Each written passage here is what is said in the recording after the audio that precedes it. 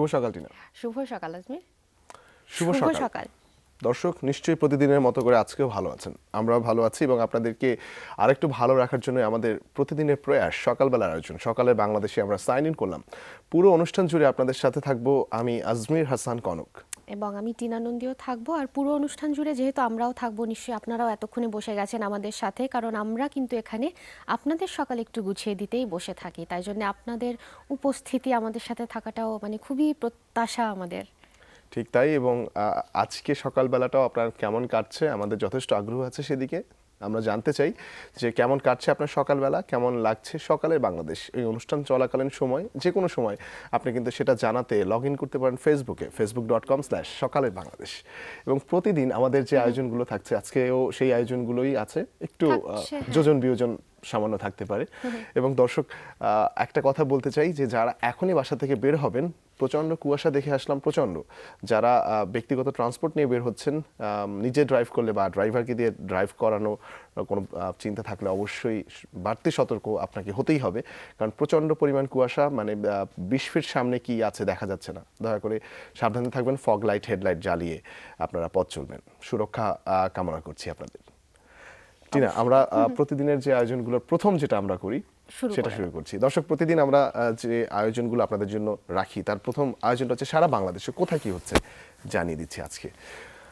ঢাকার যে আয়োজনগুলো রয়েছে, আজ প্রাথমিক ও ইবতেদায়ী শিক্ষা সমাপনী, জুনিয়র স্কুল সার্টিফিকেট JSC এবং জুনিয়র দাখিল সার্টিফিকেট JDC পরীক্ষার ফলাফল প্রকাশ করা হবে।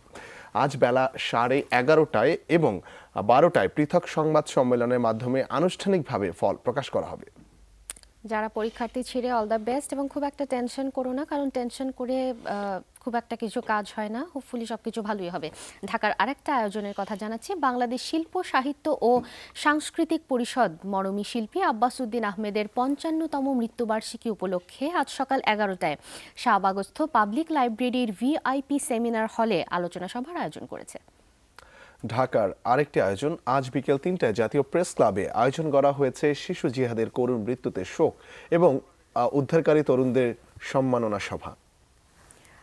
আরেকবার ঢাকার আয়োজন, ওয়াটার এইড ড্রপ এর আয়োজনে ডর্প আজ সকাল 9:30টায় তোপখানা রোডস্থ সিরডাপ মিলনায়তনে স্থানীয় সরকার বাজেট, পানি, স্যানিটেশন ও স্বাস্থ্যবিধি খাতে বরাদ্দ ও প্রত্যাশা, এই শীর্ষক কর্মশালার আয়োজন রয়েছে।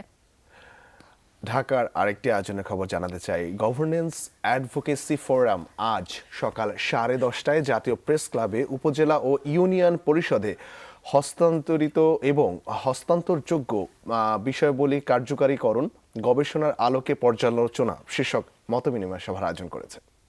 বন্দরনগরী চট্টগ্রামের একটা খবর, মুক্তিযুদ্ধের বিজয় বীর বাঙালির ঐতিহাসিক উত্তরাধিকার, এই স্লোগানকে সামনে রেখে আজ থেকে রামু খিজারি আদর্শ উচ্চ বিদ্যালয় মাঠে 7 দিন ব্যাপী মুক্তিযুদ্ধের বিজয় মেলা শুরু হচ্ছে।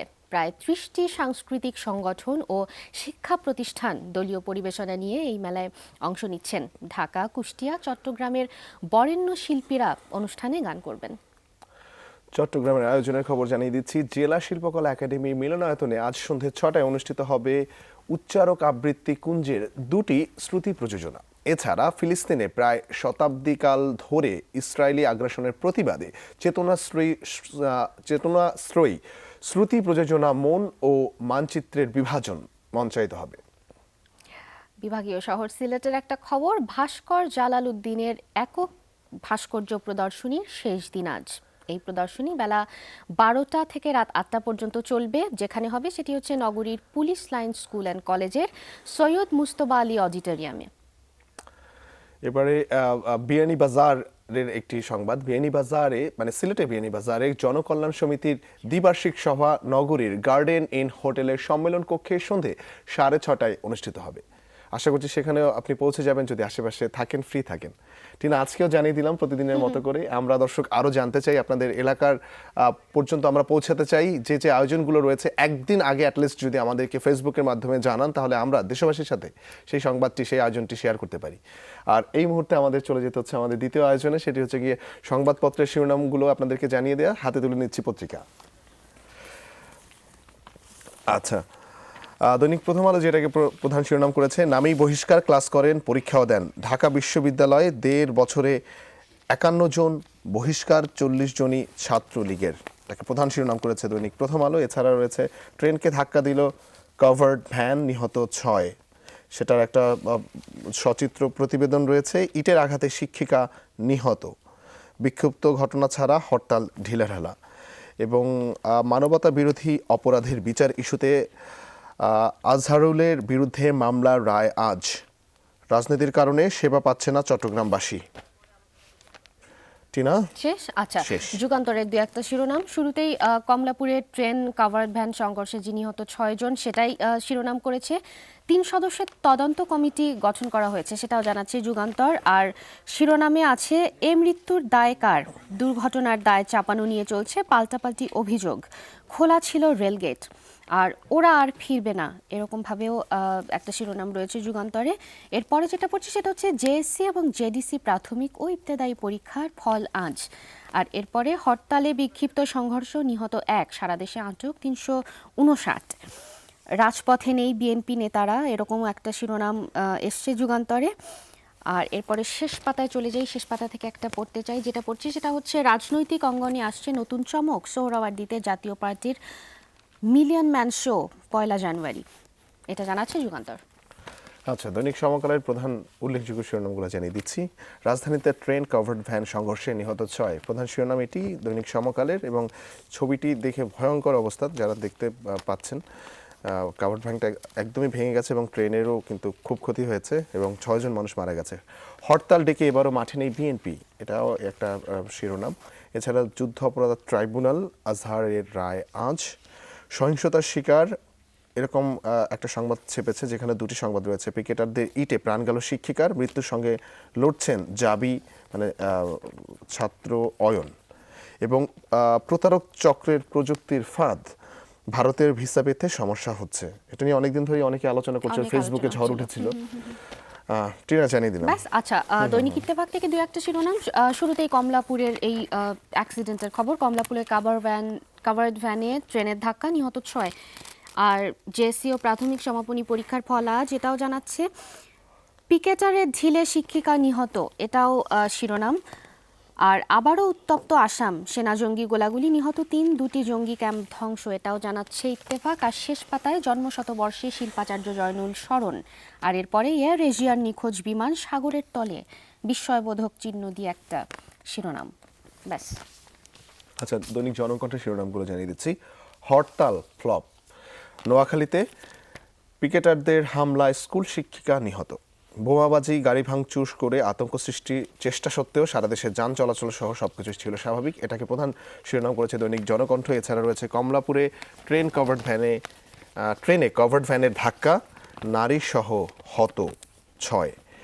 এছাড়া, হরতালের নামে আবার হত্যা, আবার আগুন দিয়ে পোড়ানো, এটাকেও একটা শিরোনাম করেছে।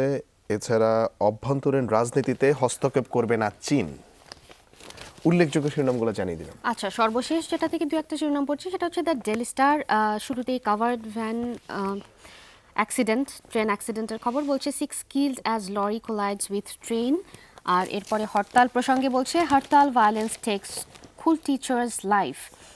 আর এরপরে, আইজ অন 5 প্রায়োরিটি এরিয়াস, এটা চায়না আইডেন্টিফাই করেছে ইনভেস্টমেন্টের জন্য বাংলাদেশে, সেটা শিরোনাম করেছে দ্য ডেইলি স্টার।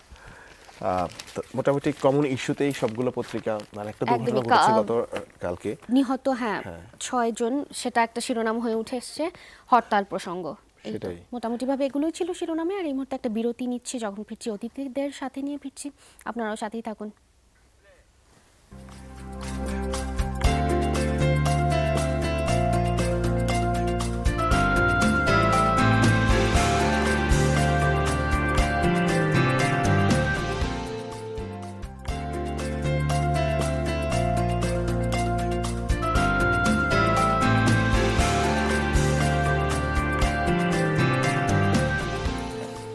দর্শক, বিরতির পরে স্বাগত জানাচ্ছি। দেখছেন আমাদের প্রতিদিনের সকালবেলার আয়োজন সকালের বাংলাদেশ।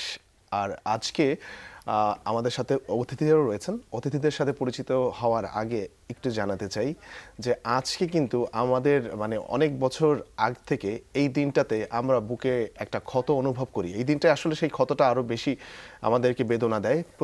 প্রতিটা সময়ই আমরা তার অনুপস্থিতিতে কিন্তু লক্ষ্য করি। তো কার কথা বলছি সেটা এখনই পরিষ্কার হয়ে যাবে।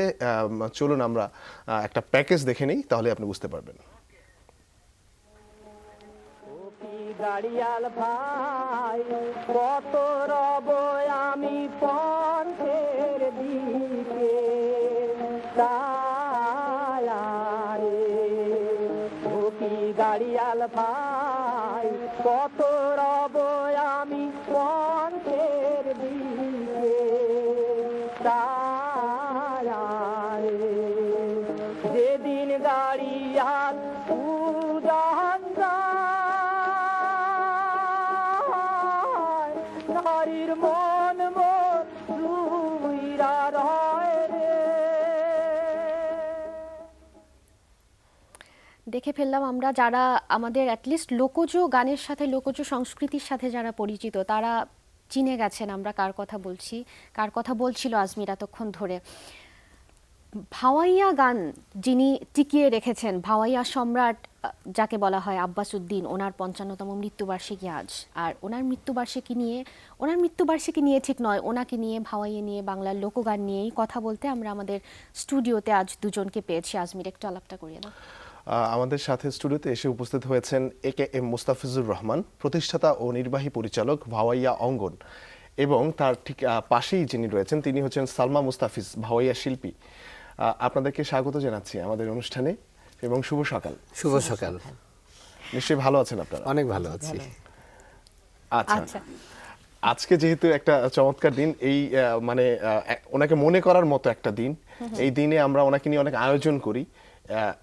সেই দিক থেকে বলবো যে আজকের মানে শুরুতেই কোন একটা আয়োজনের খবর কি আপনি আমাদেরকে দিবেন? আজকে কি কোনো আয়োজন আছে? হ্যাঁ, আজকে আয়োজন আছে ভাওয়াইয়া অঙ্গনের রংপুর বিভাগীয় শাখা, আচ্ছা, রংপুর নিউ ইঞ্জিনিয়ার পাড়ায়। ওখানে বিকেলে একটা আলোচনা অনুষ্ঠান এবং একটা গানের অনুষ্ঠান রংপুরে আছে। সেটা? রংপুরে। আচ্ছা, ভাওয়াইয়া অঙ্গনের কথা বলছিলাম, এটা আপনাদের প্রতিষ্ঠান, ভাওয়াইয়া নিয়ে একটা প্রতিষ্ঠান। এই প্রতিষ্ঠানটা সম্পর্কে একটু শুনবো, এটা কি নিয়ে কি করে? 2005-এ আমরা এটা প্রতিষ্ঠা করি। 5-এ? আসলে আমাদের উদ্দেশ্য হচ্ছে ভাওয়াইয়া গানের সংগ্রহ, সংরক্ষণ, গবেষণা এবং প্রশিক্ষণ। এই ভাওয়াইয়াকে ব্যাপকভাবে আরো জনপ্রিয় করতে চাই। আচ্ছা, এবং আমরা আমাদের প্রধান টার্গেট হচ্ছে আমরা ভাওয়াইয়া ভবন বানাতে চাই রংপুরে এবং ঢাকায়। আপনি ভাওয়াইয়া ভবনে গেলেই চাওয়া মাত্র আব্বাস উদ্দিন সাহেবের সব গান পেয়ে যাবেন, তার ছবি, তার হাতের লেখা, মানে যে কোনো শিল্পীর, যে কোনো ভাওয়াইয়া শিল্পীর যে কোনো তথ্য আপনি চাওয়া মাত্রই আমরা আপনাকে সরবরাহ করতে চাই। এটা টার্গেট।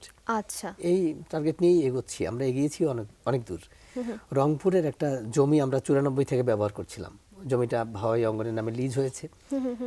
ওই চত্বরে ভাওয়াইয়া গানের স্কুলের ঘর নির্মাণ করে দিয়েছেন আমাদের বর্তমান সরকার।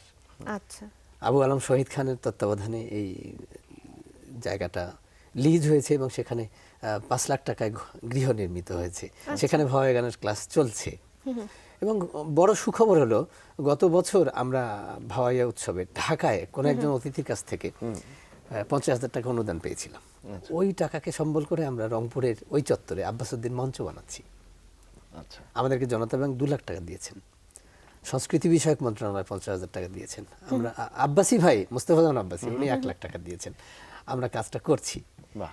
আচ্ছা, তার মানে এরকম চমৎকার একটা উদ্যোগে অনেকেই এগিয়ে এসছেন। আচ্ছা, সংগ্রহশালার কথা বললেন যে এটা একটা সংগ্রহশালা হবে, আপনিও তো গান করেন, আপনার থেকে একটুখানি শুনতে চাই আপনারা এখানে কিভাবে ইচ্ছাটা পোষণ করছেন, কোন কোন জিনিস সংগ্রহ করতে চাচ্ছেন? শুধুমাত্র গানের সিডি নাকি সেটা মানে? শুধুমাত্র গানের সিডি না, গানের বিষয়ে অনেক কিছুই আছে। সংগ্রহশালা, সংরক্ষণ, গবেষণা, গানগুলি পুনরুদ্ধার, সব কিছু গানের ক্ষেত্রে, ভাওয়াইয়া গানের ক্ষেত্রে যা যা প্রয়োজন সবই আমরা সংরক্ষণ করতে চাচ্ছি। আচ্ছা, এই পর্যন্ত আপনাদের অ্যাচিভমেন্ট কতখানি? আমি আর একটু বলে ফেলি। আব্বাস উদ্দিন আমাদের কমপ্লিট স্যুট আব্বাসী ভাই ওটা আমাকে গিফট করেছেন। আচ্ছা, আমার ঘরে অবহেলায় পড়ে আছে। এটা ভাওয়াইয়া ভবনে থাকতে হবে। আমরা আশা করছি যে দেশের মানুষ নিশ্চয়ই সংস্কৃতি বিষয়ক মন্ত্রণালয় সহ রংপুরের জেলা প্রশাসন এবং বিত্তশালী ভাওয়াইয়া মোদি যারা, তারা নিশ্চয়ই এগিয়ে আসবেন, এগিয়ে আসছেন, আরেকটু এগিয়ে আসা দরকার। আচ্ছা, তার মানে ভাওয়াইয়া সম্পর্কিত যা কিছু আপনাদের থেকে সম্ভব হয়, আপনাদের দ্বারা সম্ভব হয়, সেই সব কিছু ওখানে সংরক্ষণ করতে চান। করতে চাই। আচ্ছা, তাহলে আজকের একটা দিনে ভাওয়াইয়া নিয়ে এত কথা বলছি, একটুখানি কোনো একটা যে কোনো গানের মুখটা একটু আজকে শুনতে যেহেতু চাই। আব্বাসউদ্দিন সাহেবের মৃত্যুবার্ষিকী, তাকে স্মরণে একটা গান আছে, এই গানের একটু অংশ গাই। আব্বাসউদ্দিন তোমার তুলনা নাই,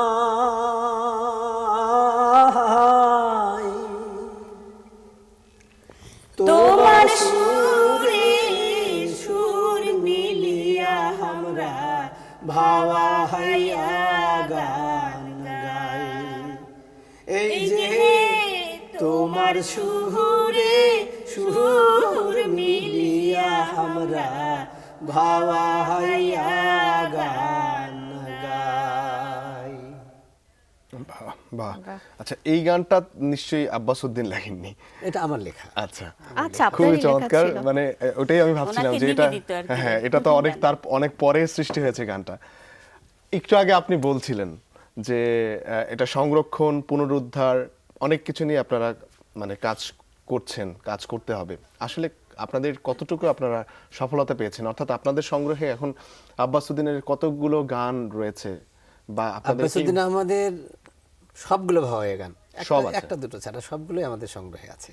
আচ্ছা, আচ্ছা, এবার একটু আমি রংপুরে, এটা আপনাদের অঙ্গনটা যেটা হয়েছে, মঞ্চ যেটা হচ্ছে রংপুরে হচ্ছে, তো রংপুরের বাইরে কোনোভাবে আপনারা শাখা করে রংপুরের বা একটু বাইরে ছড়িয়ে বলতে দিতে? না, বিষয়টা হলো আমাদের দেশে কাজের লোকের খুব অভাব।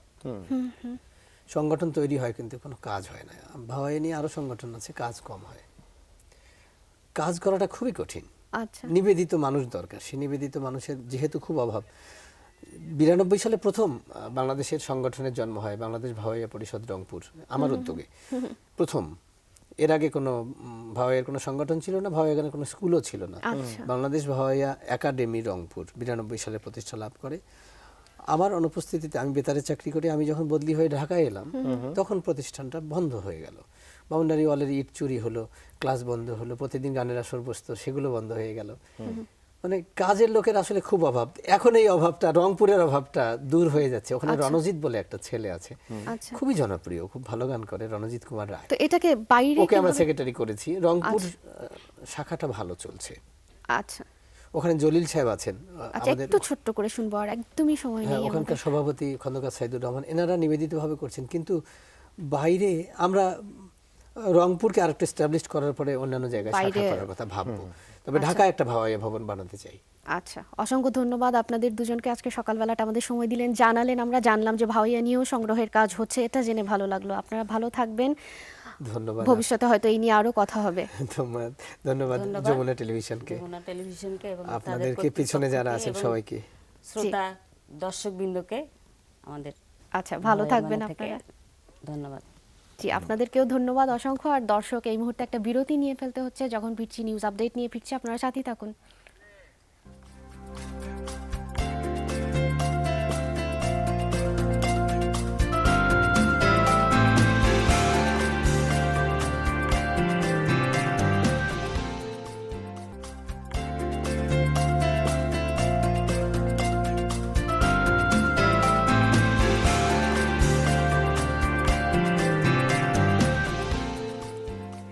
দর্শক, ফিরে এলাম বিরতির পর। আরও একবার আমন্ত্রণ আমাদের এই সকালবেলার আয়োজনে। আর এখানে বসে আমরা আমাদের এই গল্পটা আর একটুখানি আগানোর আগে নিউজ হেডলাইন্স জেনে আসবো, যার জন্য এখন নিউজ স্টুডিওতে চলে যাব। আর সেখানে রয়েছেন আমাদের সহকর্মী তানভীর, জানিয়ে দেবেন নিউজ হেডলাইন্স। তানভীর, শুভ সকাল।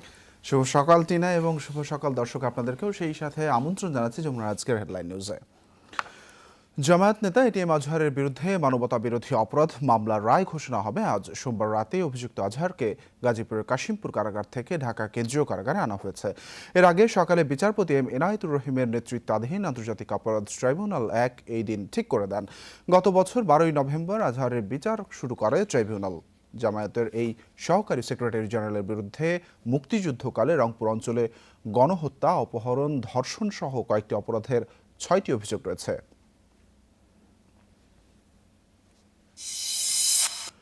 প্রাথমিক ও ইবতেদায়ী শিক্ষা সমাপনী এবং জুনিয়র স্কুল সার্টিফিকেট ও জুনিয়র দাখিল সার্টিফিকেট পরীক্ষার ফলাফল প্রকাশিত হবে আজ।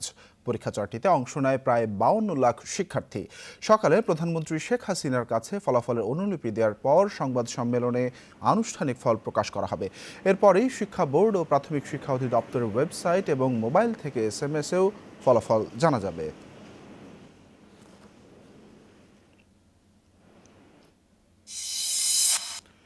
সোমবার রাজধানীর কমলাপুরে ট্রেনের সাথে কাভার্ড ভ্যানের সংঘর্ষে 6 জন মারা গেছেন, গুরুতর আহত হয়েছেন আরও 11 জন। এদের মধ্যে 3 জনের অবস্থা আশঙ্কাজনক।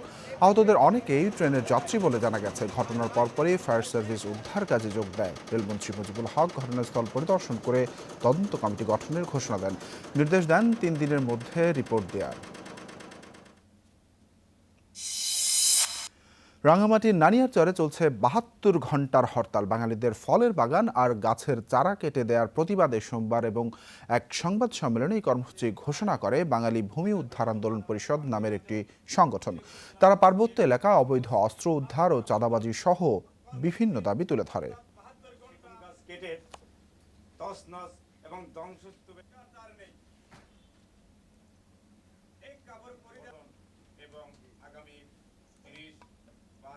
মহান স্বাধীনতা দিবস রাতে আধারে উপজাতীয় তানভীর আজম অতিরিক্ত জেলা ম্যাজিস্ট্রেট মোহাম্মদ সাইফুল লাগাতার হরতাল কর্মসূচি। এদিকে সিলেটে চলছে আধাবেলার হরতাল। মহানগর বিএনপির আহ্বায়ক ডক্টর শাহরিয়ার হোসেন চৌধুরীকে গ্রেফতারের প্রতিবাদে জেলা এই হরতালের ডাক দেওয়া হয়েছে। হরতালে সকালে মিছিল বা পিকেটিং হয়নি, তবে নগরীর সাগরদিঘির পাড়ে পুলিশের গাড়ি লক্ষ্য করে ককটেল ছড়ে হরতাল সমর্থকরা। এই সময় আটক করা হয় একজনকে। নগরীতে হালকা যান চলাচল স্বাভাবিক রয়েছে। আবার অনুসন্ধান শুরু হয়েছে ইন্দোনেশিয়ার বিমানের খোঁজে। বৈরী আবহাওয়ার কারণে রাতে স্থগিত করা উদ্ধার অভিযান আবারও শুরু হয়। আজের আওতা আরও বাড়ানোর সিদ্ধান্ত নিয়েছে বহুজাতিক অনুসন্ধানকারী দল, যাতে যোগ দিচ্ছে মার্কিন যুদ্ধজাহাজ USS সিমসন। এর সাথে থাকবে অস্ট্রেলিয়া ও ফ্রান্স। এদিকে এয়ার ট্রাফিক কন্ট্রোল রুমের সাথে নিখোঁজ বিমানটির পাইলটের সর্বশেষ কথোপকথন প্রকাশ করা হয়েছে। খারাপ আবহাওয়া থাকায় এলাকা এড়িয়ে যেতে অনুমতি চান ওই পাইলট, কিন্তু অনুমতি পাবার কিছুক্ষণ পরেই নিখোঁজ হয়ে যায় বিমানটি। রোববার ক্রু সহ 162 জন আরোহী নিয়ে নিখোঁজ হয় বিমানটি। এবার ব্রিটিশ এক স্বাস্থ্যকর্মীর দেহে ইবোলা ভাইরাসের অস্তিত্ব শনাক্ত করেছেন যুক্তরাজ্যের চিকিৎসকরা। তবে ভাইরাস আক্রান্তের প্রাথমিক পর্যায়ে রয়েছেন তিনি। গ্লাসগোর একটি হাসপাতালে নিবিড় পর্যবেক্ষণে রাখা হয়েছে ওই স্বাস্থ্যকর্মীকে। রোববার ইবোলা আক্রান্ত পশ্চিম আফ্রিকার দেশ সিয়েরা লিওন থেকে ফেরেন তিনি। যুক্তরাজ্যে ইবোলা ভাইরাস আক্রান্ত হবার ঘটনা এটি প্রথম। দর্শক, এই ছিল আজকের হেডলাইন নিউজে। ফিরে যাচ্ছি আবারও সকালে বাংলাদেশে টিনা এবং এজমিরের কাছে। টিনা। তানভীর, অসংখ্য ধন্যবাদ। আমরা জানিয়ে দিলেন আমাদেরকে নিউজ হেডলাইন্স। আর এই মুহূর্তে আমাদের পক্ষ থেকে আমাদের নিউজ স্টুডিও, নিউজ রুমে যারা রয়েছে প্রত্যেককে শুভ সকাল। আর একই সাথে শুভ সকাল দর্শক যারা এখনই আমাদেরকে জয়েন করলেন কিংবা খুব তাড়াহুড়োর মধ্যে রয়েছে, বেরোতে হবে জন্যে, তারপরে সময় সুযোগ করে একটু জানাতে পারেন আপনার সকালটা কেমন করে স্টার্ট হলো, কিংবা সকালবেলা সংক্রান্ত, সকালের বাংলাদেশ সংক্রান্ত যে কোনো মতামত যেখানে জানাবেন facebook.com/সকালের বাংলাদেশ। আর যারা বেরোবেন তাদেরকে একটু বলছি, আজ যেহেতু রায়ের একটা ব্যাপার আছে, তাই জন্য রাস্তাঘাটে একটু সাবধানে আর একটু সময় করে বেরোন, যাতে সময়ের আগে পৌঁছে যেতে পারেন এবং রাস্তায় তাড়াহুড়ো না করতে হয়। ঠিক তাই। এবং এর সাথে শুধুমাত্র একটু ভিন্ন প্রসঙ্গ থেকে বলে যাচ্ছি, যেহেতু বাইরে বের হবেন, বাইরে ঠান্ডা থাকবে, কুয়াশা থাকবে, সেক্ষেত্রেও সাবধানতা কামনা করছি। একই সাথে বলছি যে বাইরে যেহেতু প্রচণ্ড ঠান্ডা, আসুন আমরা শীতার্তদেরকে সহযোগিতা করি। আমরা সাধ্য অনুযায়ী শীতার্তদের জন্য পোশাক দেই। একটা অতিরিক্ত পোশাক একজন শীতার্থের জন্য মানে প্রাণ বাঁচার একটা কারণ হবে। কাজে আসুন আমরা মানবতার দ্বার উন্মোচন করি। আর টিনা, আমরা একটা কাজ করি, বাইরের কথাই যেহেতু অনেকক্ষণ ধরে হচ্ছে, চলো আমরা একটু সকাল দেখে আসি।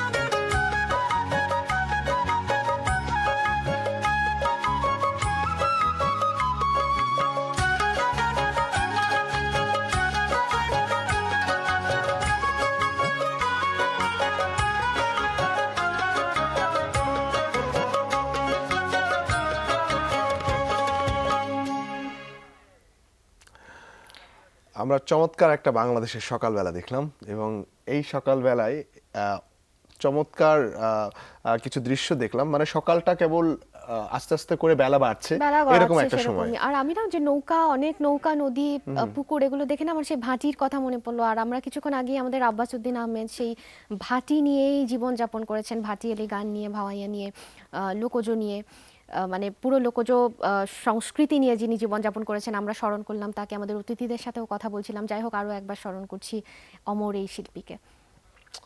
ঠিক তাই। এবং আব্বাসউদ্দিন শুধুমাত্র যে গানেই এগিয়েছিলেন শুধু তাই না, তিনি 1932 সাল থেকে 1937 সাল পর্যন্ত 4টে সিনেমাতেও কিন্তু অভিনয় করেছেন।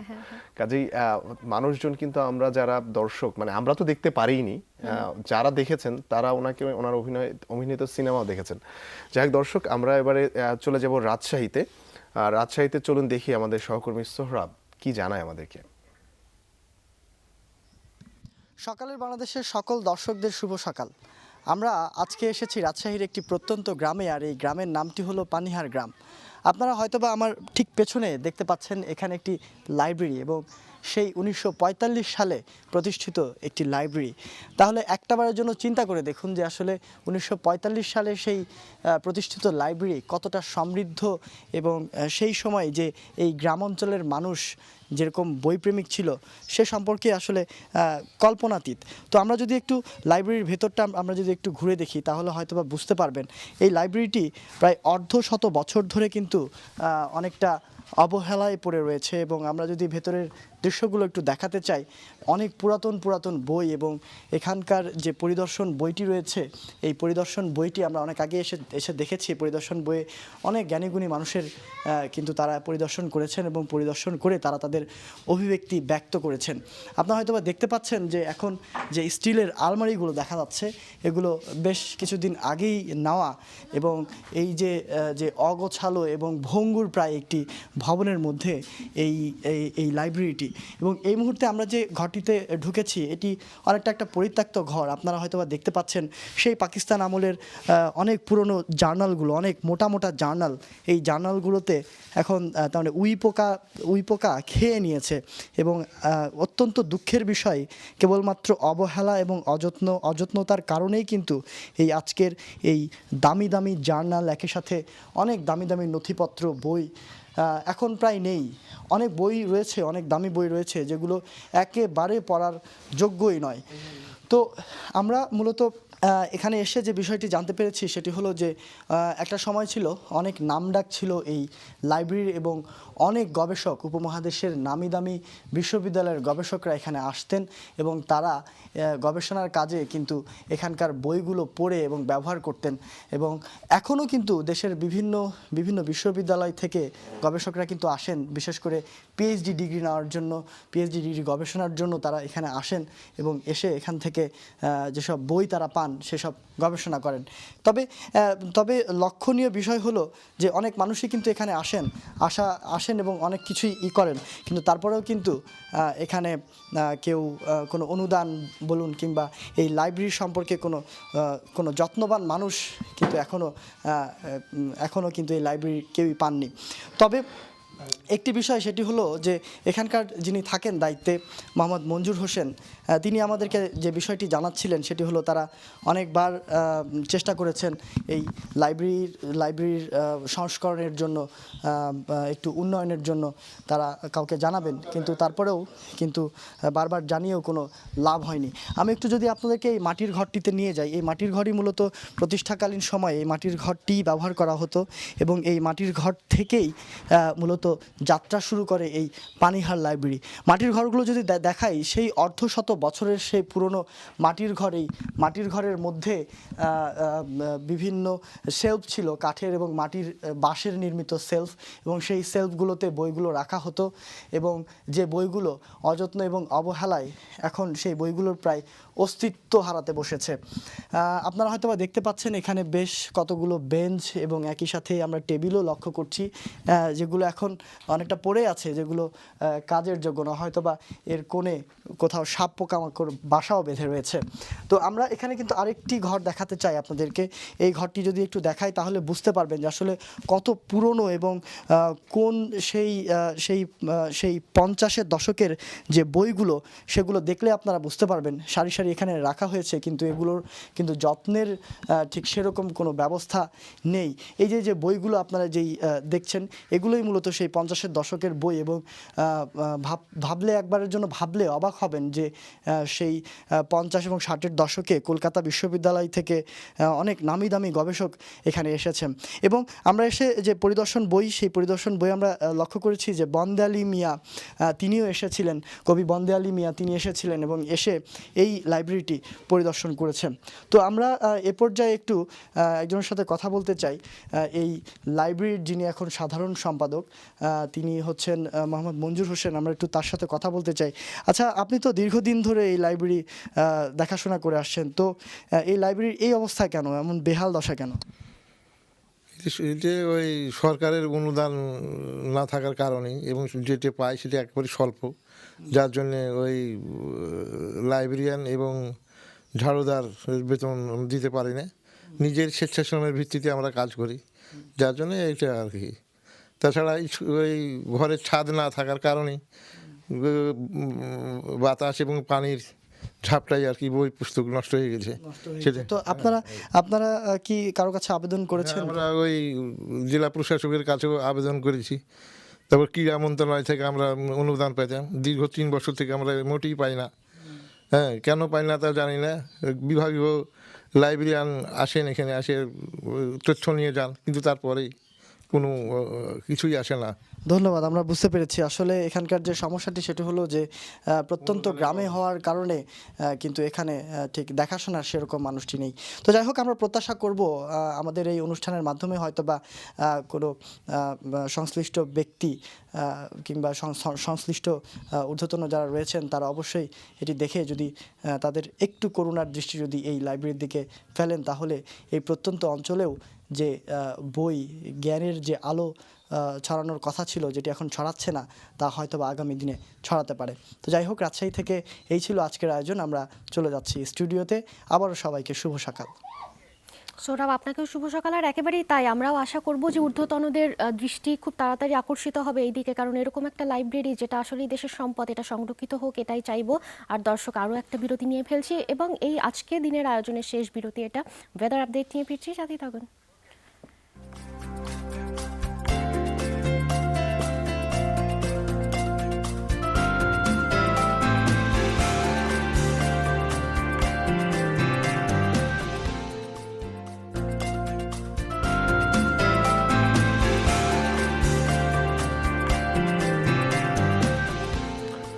স্বাগত আরও একবার, দেখছেন সকালের বাংলাদেশ। আর এই মুহূর্তে আমরা চলে যাব ওয়েদার আপডেট জানতে আমাদের ওয়েদার গার্ল রুবির কাছে। রুবি, শুভ সকাল। শুভ সকাল আজমি, টিনা দুজনকে, এবং সেই সাথে শুভ সকাল সকালে বাংলাদেশের সমস্ত দর্শককে। নেহায়েত হাত ঘড়িটা আবিষ্কার করা হয়েছিল, নতুবা ভোর 6টার সময় ঘুম থেকে উঠে ভাবতাম যে এখন মনে হয় রাত 3টা, আর একটু ঘুমাই, তারপর সকালে বাংলাদেশটাই মিস হয়ে যেত। মিস করাবো না আপনাকে, জানিয়ে দেবো ওয়েদার ডিটেলস। খুলনা এবং বরিশাল বিভাগে 2-1 জায়গায় হালকা বৃষ্টি অথবা গুড়ি গুড়ি বৃষ্টির সম্ভাবনা সহ সারা দেশের আকাশ অস্থায়ীভাবে আংশিক মেঘলা আবহাওয়ায় বিরাজ করবে। আর এছাড়াও আবহাওয়া প্রধানত শুষ্ক থাকতে পারে। শৈত্যপ্রবাহ বয়ে যাচ্ছে রাজশাহী, পাবনা, যশোর, কুষ্টিয়া, টাঙ্গাইল, সৈয়দপুর এবং শ্রীমঙ্গল অঞ্চল সমূহের উপর দিয়ে মৃদু থেকে মাঝারি ধরনের এবং মৃদু শৈত্যপ্রবাহ হিসেবে অব্যাহত থাকতে পারে আরও কয়েকদিন। ওয়েদার ফোরকাস্ট এমনটাই বলছে। রাত থেকে সকাল পর্যন্ত সারা দেশের মাঝারি থেকে ঘন কুয়াশা পড়তে পারে। দেশের দক্ষিণাঞ্চলে রাতের তাপমাত্রা বৃদ্ধি পেতে পারে এবং দেশের অন্যত্র রাতের তাপমাত্রা প্রায় অপরিবর্তিত থাকতে পারে। আর এছাড়া সারা দেশে দিন এবং রাতের তাপমাত্রা প্রায় অপরিবর্তিত থাকতে পারে, এমনটাই বলছে ওয়েদার ফোরকাস্ট। জানিয়ে দেব সর্বোচ্চ সর্বনিম্ন কোথায় ছিল, কত ছিল গতকালকে এই মুহূর্তে। সর্বোচ্চ তাপমাত্রা ছিল গতকালকে টেকনাফে, তা ছিল 29.5 ডিগ্রি সেলসিয়াস। সর্বনিম্ন তাপমাত্রা ছিল চুয়াডাঙ্গায় 7.5 ডিগ্রি সেলসিয়াস। এবার আজকে সূর্যোদয়ের হিসাবটা 6:40 সূর্যোদয় হয়ে গেছে এবং সূর্য অস্ত যাবে ঠিক 5:22। বিভাগীয় শহরগুলোর খবর আপনার জন্য এই মুহূর্তে প্রথমে আমার হাতে রয়েছে ঢাকা। আমরা দেখতেই পাচ্ছি ঢাকা আজকে সর্বোচ্চ তাপমাত্রা হতে পারে 22.4 ডিগ্রি সেলসিয়াস এবং সর্বনিম্ন হতে পারে 12.5 ডিগ্রি সেলসিয়াস, মানে গতকালকে চেয়ে একটু ভালো। চট্টগ্রাম পরবর্তী শহর আমার হাতে, সর্বোচ্চ তাপমাত্রা হতে পারে 27.6 ডিগ্রি সেলসিয়াস, সর্বনিম্ন হতে পারে 15.2 ডিগ্রি সেলসিয়াস। রাজশাহী সর্বোচ্চ তাপমাত্রা হতে পারে 24.5 ডিগ্রি সেলসিয়াস এবং সর্বনিম্ন হতে পারে 8.8 ডিগ্রি সেলসিয়াস, মানে বেশ কম।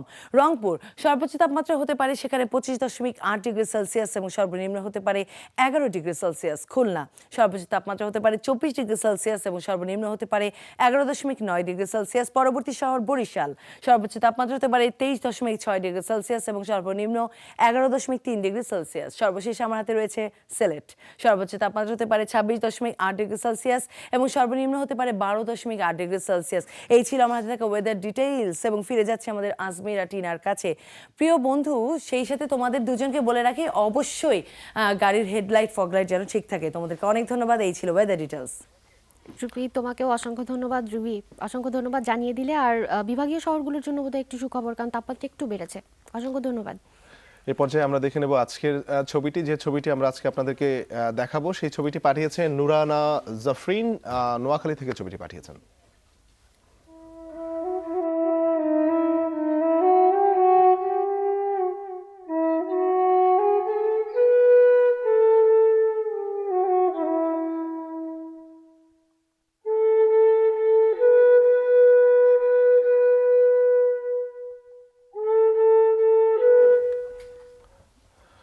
ধন্যবাদ জানাচ্ছি আপনাকে।